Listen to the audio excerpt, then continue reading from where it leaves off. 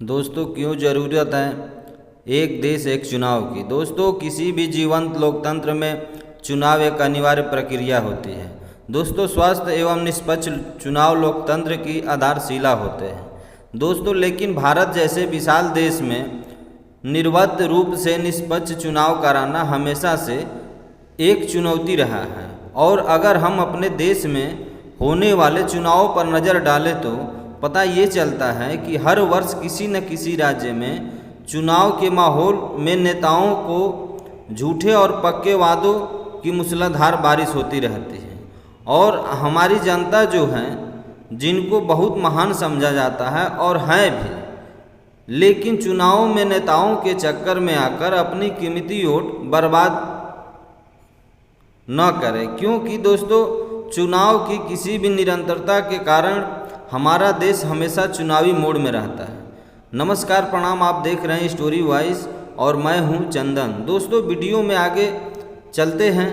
दोस्तों, इससे न केवल प्रशासनिक और नीतिगत निर्णय प्रभावित होते हैं, बल्कि देश के खजाने पर भारी बोझ भी पड़ता है। दोस्तों, इस सब से बचने के लिए नीति निर्माताओं ने लोकसभा तथा राज्यों की विधानसभाओं का चुनाव एक साथ कराने का विचार बनाया गया है। दोस्तों, गौर करने वाली बात यह है कि अगर देश में इनके अलावा पंचायत और नगरपालिकाओं के चुनाव भी होते हैं तो किंतु एक देश एक चुनाव में इन्हें शामिल नहीं किया जा सकता है। दोस्तों, आपको बता दें कि एक देश एक चुनाव लोकसभा और राज्य की विधानसभाओं का एक चुनाव एक साथ कराने का एक वैचारिक उपक्रम है। दोस्तों, यह देश के लिए कितना सही होगा और कितना गलत, इस पर कभी ख़त्म न होने वाली बहस की जा सकती है, लेकिन इस विचार को धरातल पर लाने के लिए इसकी विशेषताओं की जानकारी होना बहुत ज़रूरी है। दोस्तों, इसकी पृष्ठभूमि क्या होती है? दोस्तों आपको बता दें कि एक देश एक चुनाव कोई नया प्रयोग नहीं है, क्योंकि 1952 में, 1957 और 1962, 1967 में ऐसा हो चुका है। दोस्तों, जब लोकसभा और राज्यों की विधानसभाओं के चुनाव साथ साथ करवाए गए थे, लेकिन दोस्तों यह क्रम तब टूटा जब 1968-69 में कुछ राज्यों की विधानसभाएं विभिन्न कारणों से समय से पहले भंग कर दी गई। दोस्तों, आपको बता दें कि 1971 में लोकसभा चुनाव भी समय से पहले हो गए थे। जाहिर सी बात है कि जब इस प्रकार चुनाव पहले भी करवाए जा चुके हैं तो अब करवाने में क्या समस्या होगी। दोस्तों, हमें नहीं लगता है कि कोई समस्या होगी। अगर आपको लगता है कि कोई समस्या होगी तो आप कमेंट में ज़रूर बताइएगा। दोस्तों, एक तरफ जहां कुछ जानकारों का मानना है कि अब देश की जनसंख्या बहुत ज़्यादा बढ़ गई है, लिहाजा एक चुनाव एक साथ करा पाना संभव नहीं है, तो वहीं दूसरी तरफ कुछ विशेषज्ञ कहते हैं कि अगर देश की जनसंख्या बढ़ी है तो तकनीकी और अन्य संसाधनों का भी तो विकास हुआ है, इसलिए एक देश एक चुनाव की संभावना से इनकार नहीं किया जा सकता है। किंतु इन सब से किसी सार्थकता सिद्ध नहीं होती है। दोस्तों, इसके लिए हमें इसके पक्ष और विपक्ष में दिए गए तर्कों का विश्लेषण करना भी बहुत ज़रूरी होगा। दोस्तों, एक देश एक चुनाव की अवधारणा में कोई बहुत बड़ी खामी नहीं है, किंतु राजनीतिक पार्टियों द्वारा जिस तरह से इसका विरोध किया जा रहा है उससे लगता है कि इसे निकट भविष्य में लागू कर पाना भी संभव नहीं है। दोस्तों, इसमें कोई दो राय भी नहीं है कि विश्व का सबसे बड़ा लोकतंत्र भारत हर समय चुनावी चक्रव्यूह में घिरा हुआ नजर आता है। दोस्तों, चुनावों को इस चक्रव्यूह से देश को निकालने के लिए एक व्यापक चुनाव सुधार अभियान चलाने की आवश्यकता है। दोस्तों, इसके तहत जनप्रतिनिधित्व कानून में सुधार, काले धन पर रोक, राजनीतिक में बढ़ते अपराधीकरण पर रोक, लोगों में राजनीतिक जागरूकता पैदा करना भी शामिल है, जिससे समावेशी लोकतंत्र की आसानी से स्थापना की जा सके। दोस्तों, यदि देश में एक देश एक कर यानी जीएसटी लागू हो सकता है तो एक देश एक चुनाव क्यों नहीं हो सकता है। दोस्तों, अब समय आ गया है कि सभी राजनीतिक दल खुले मन से इस मुद्दे पर बहस करें ताकि इसे अमलीजामा पहनाया जा सके। दोस्तों, एक देश एक चुनाव का विरोध क्यों हो रहा है?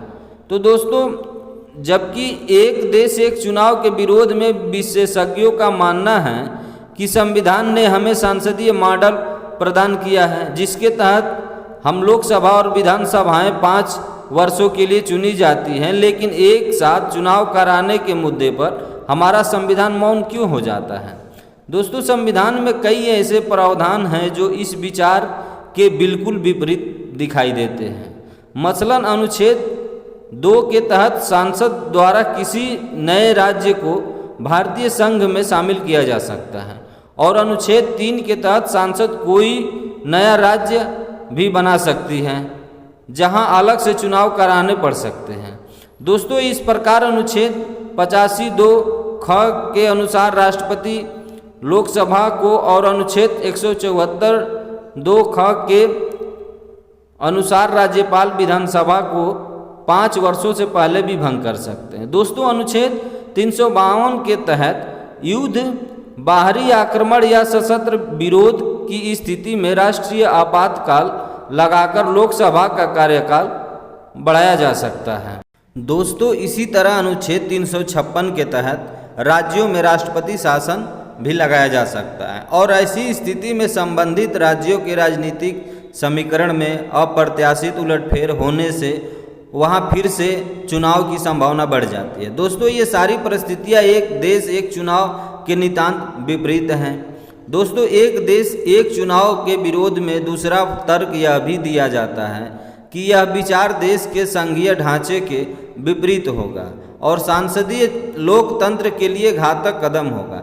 दोस्तों, लोकसभा और राज्य की विधानसभाओं का चुनाव एक साथ करवाने पर कुछ विधानसभाओं के मर्जी के खिलाफ उनके कार्यकाल को बढ़ाया या घटाया जाएगा, जिससे राज्यों की स्वायत्तता प्रभावित हो सकती है। दोस्तों, भारत के संघीय ढांचा सांसदीय प्रणाली से प्रेरित हैं और सांसदीय शासन प्रणाली में चुनावों की बारबारता एक अटल सच्चाई है। दोस्तों, एक देश एक चुनाव के विरोध में तीसरा तर्क यह भी तर्क हो सकता है कि अगर लोकसभा और राज्यसभा की विधानसभाओं के चुनाव एक साथ करवाए गए तो ज़्यादा संभावना यह है कि राष्ट्रीय मुद्दों के सामने क्षेत्रीय मुद्दे गौण हो जाएंगे या इसके विपरीत क्षेत्रीय मुद्दों के सामने राष्ट्रीय मुद्दे अपना अस्तित्व खो देंगे।